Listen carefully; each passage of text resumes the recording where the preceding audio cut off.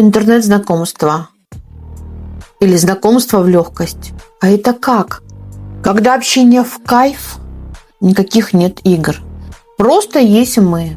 И это тот случай, когда все понятно без слов. Знакомятся мужчина и женщина, начинают общаться. И знаете, в этом нет драмы. Никто не строит из себя кого-то, кем не является по сути. Никто не ждет подвоха. И в таком общении нет проблем. Есть интерес, есть диалог, есть внимание друг к другу. Порой мы часто привыкли искать сложности там, где их нет. В жизни все же бывает, когда вот так вот все просто складывается. Два человека, разговор, взаимное притяжение. Просто наслаждаемся моментом, где общение – это радость, а не работа над ошибками. Но часто ли в нашей жизни мы проигрываем именно такой сценарий? Нет. Почему?